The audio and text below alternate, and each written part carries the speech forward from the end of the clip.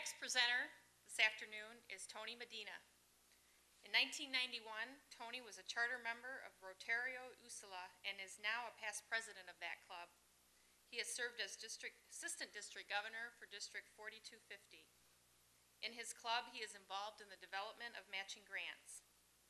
In 1984, Tony moved to Southern Illinois University in the United States to learn English as a second language. After receiving his Bachelor of Science degree from Southeast Missouri State University in 1988, he returned to Honduras and went to work for the Honduras government under a special program funded by U.S. aid. Please welcome Tony Medina.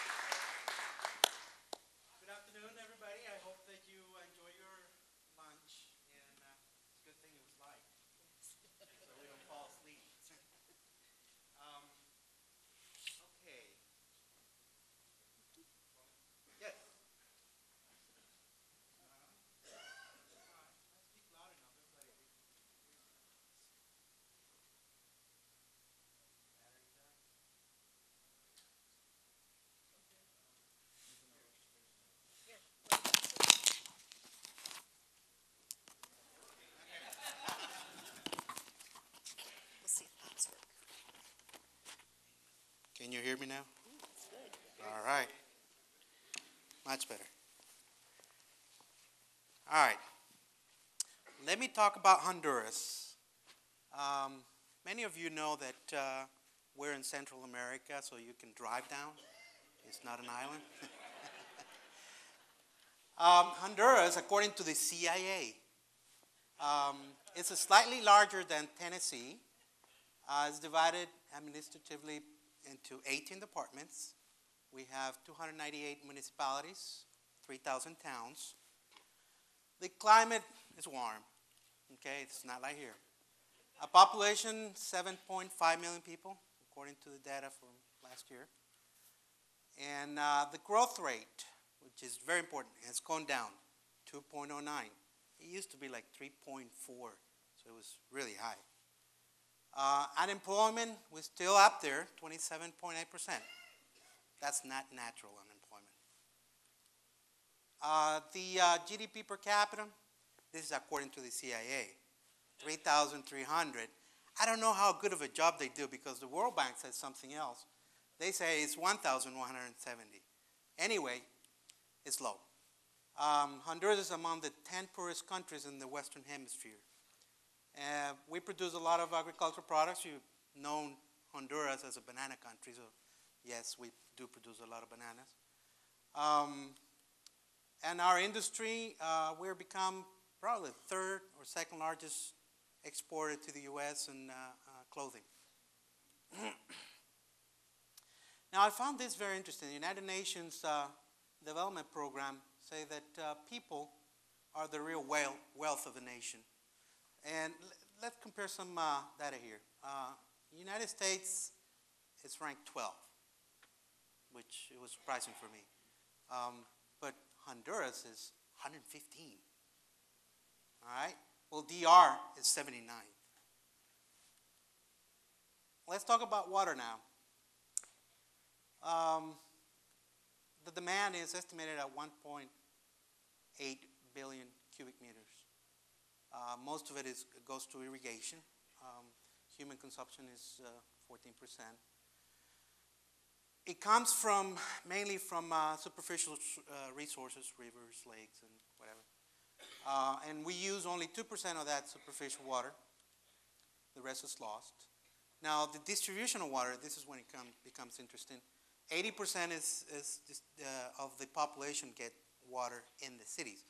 In the rural areas, only 68% have access. Now, SANA is the national organization in charge of sanitation and water distribution. And they say that their coverage and their service has poor quality and quantity. And also, they say that the problem is the degradation of the watershed and the deforestation. And that really has become an issue in Honduras because we're really not taking care of our rivers.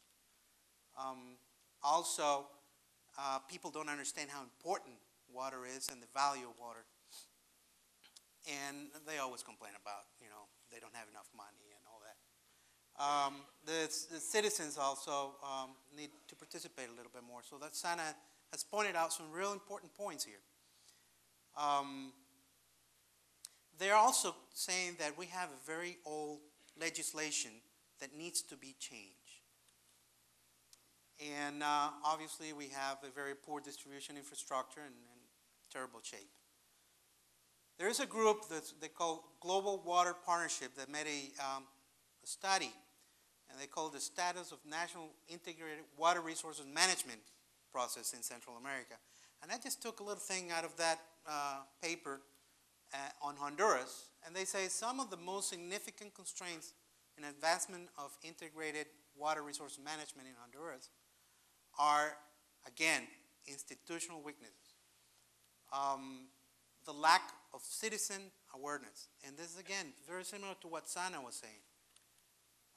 The scientific and technical weaknesses are very poor. We don't have much professionals working in this field. But on the other hand, they say on the positive side, there is a sector and communities that are starting to work more and more on this issue. Our problem here is water access, and everybody's talk about the quality of water and water access, but we really have a problem in Honduras, and we need to do something about that, and that's where we found a lot of the health problems. And let me show you some data on infant mortality. We get 25 deaths per 1,000. 28 of them are male, so that's why we are increasing in the amount of women every year. We're getting more. Anyway, we need to take care of our kids, and the early ages under 5 is where we're getting these many problems. And so the government is aware of that, and they're doing something. I found this data that in 96, it was 36 deaths per 1,000, and so it's dropped to 25. But the main problems are respiratory infections and diarrhea with dehydration. So that's related to water, isn't it? I mean, some of the scientists here have talked about that. So we do have a very good situation here. It's gone down. But where is it? Where is the problem? We have data here from a study that it was done by the government and some international agencies, because there is a program to reduce poverty in Honduras. And so they had all this data and review in the year 2006 because we wanted to reduce our debt. And so they put all these projects to reduce poverty. So that's where I found this data. And it's very interesting because this kind of, help us to show the reason why we have to work in the rural areas. That's where we have the most infant mortality. Also, another reason why I put this one is because it shows here that this here is the mothers with education, and these are without education. So I think that's also very important. Here are some of the departments in the country, and you can see Copan. It's one of the largest, and it's supposed to be a target for you guys, because you're doing a 3H grant. Your district is doing a 3H grant in that area. We also have La Paz, which is where Dan Lee is. Pure Water for the World has done a tremendous job. I think it's installed over 11,000 filters, right there, Caroline? All right, so they've done a tremendous job, and see, we're targeting the right areas. This is the departments where we've done some projects. Now, we obviously need to do a little bit more, so we have some projects in these other places, and I'm going to talk to you a little bit about that. Honduras has 27 clubs, and I kind of mark the green here departments are the, if we go back, are the green states here, okay? And the yellow part is the central south part of the country. And we have 12 clubs in that area. And for the northern part, we have 15. And we have the newest club, which I was, during the last 6 months, very involved in organizing, which is Choloma. So that's the new one in our country. Oops. Everybody has to go through that.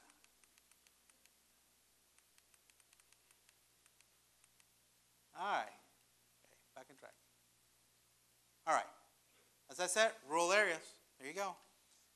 Okay. Why? Availability of water, poverty. Nobody can deny that. Limited money available from government.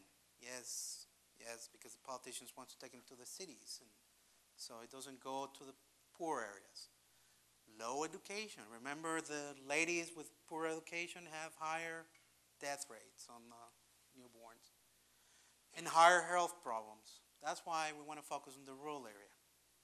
The main areas to do water projects, and I'm a district water share, and I'm not here to talk about any type of technology. I just want to talk about the projects and where we need to focus. So we can do water supply, water tanks, wells, purification systems, sanitation, watershed protection, reforestation, which is also very important, and health education, and more education.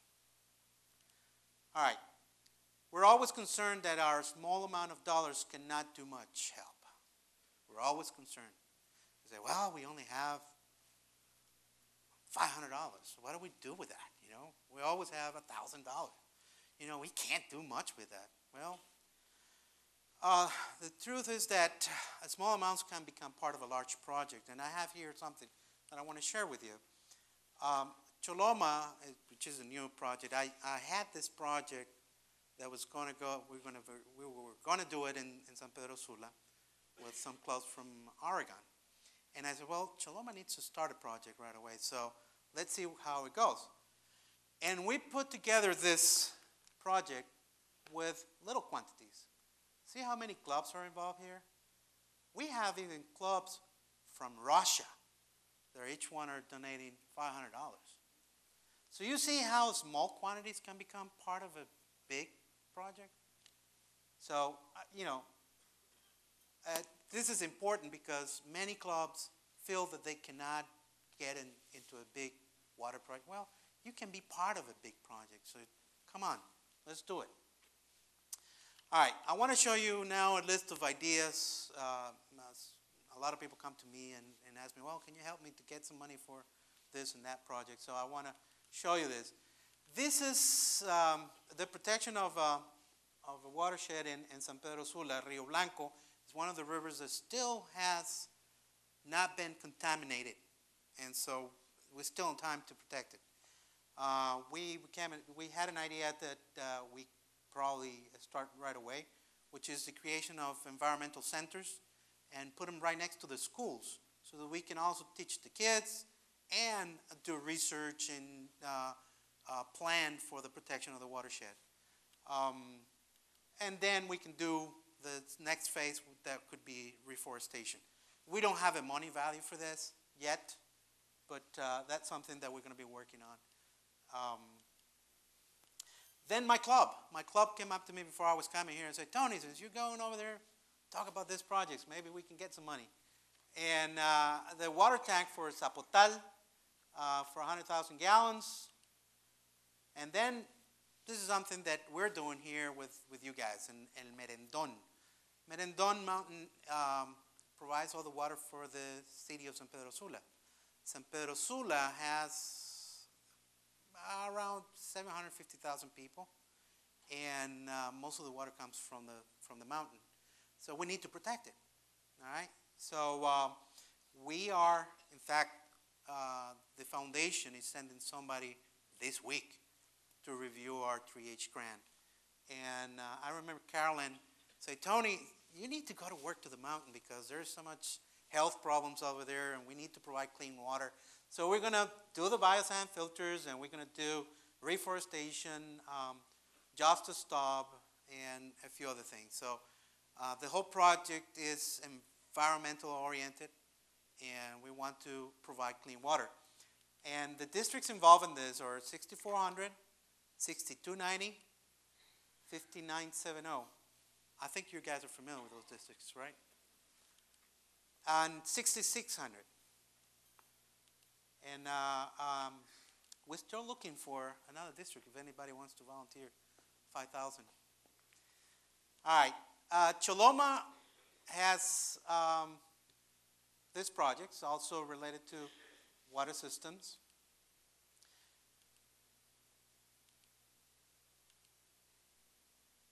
They also have this reforestation of a watershed.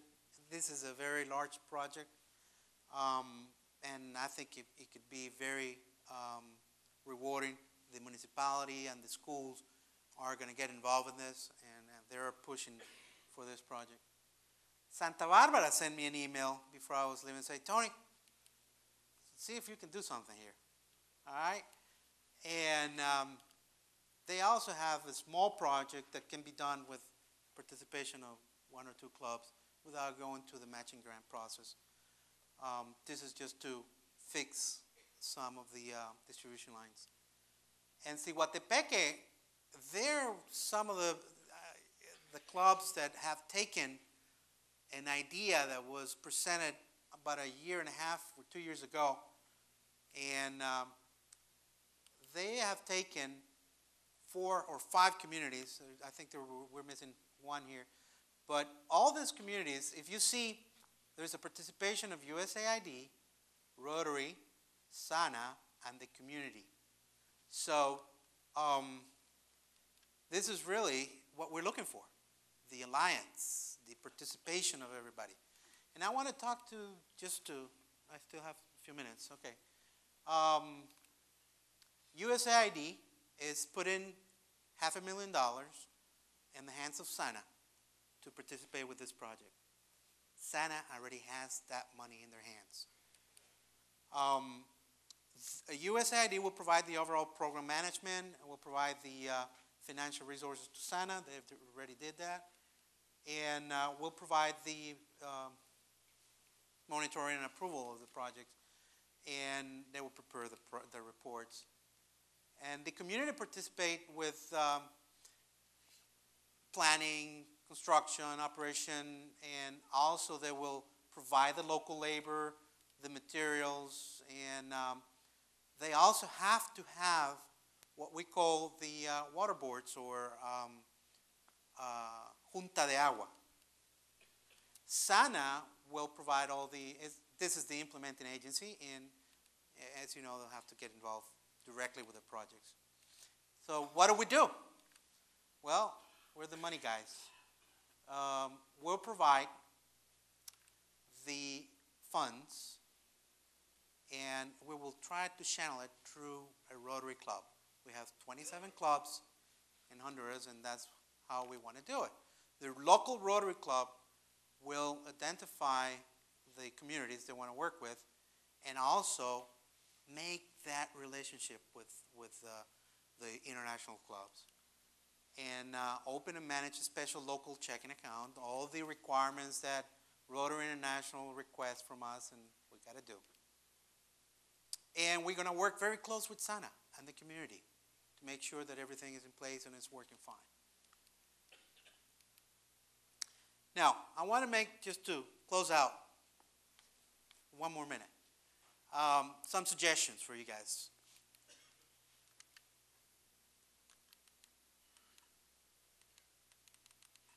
things to remember. Okay, here. Not all Rotarians are created equal. Keep that in mind. All right? Email is not fully developed in a lot of places. All right? So it might take a week or two to get an answer. The language of choice in Honduras is Spanish. All right?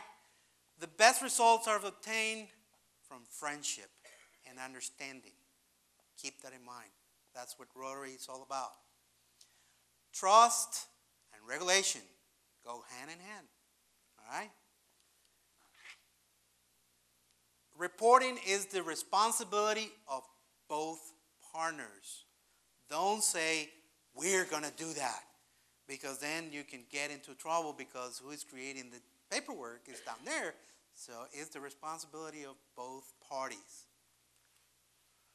Let your local partner club participate in the design and write-up of the application.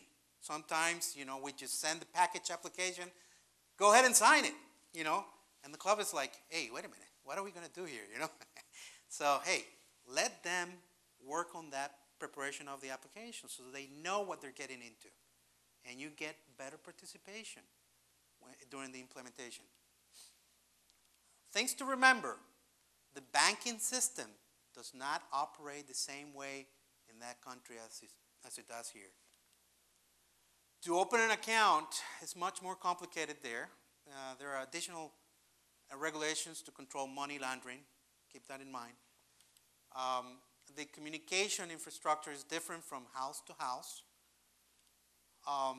Some have dial-up, DSL, so it's different. What you can accomplish in 1 hour here is different to what you can accomplish in 1 hour there. All right? Very important. And let me give you an example. Here in the U.S., you got to pay a credit card bill. So you put your check in an envelope and you send it on, right? And you're done. It took you maybe a couple of minutes, right?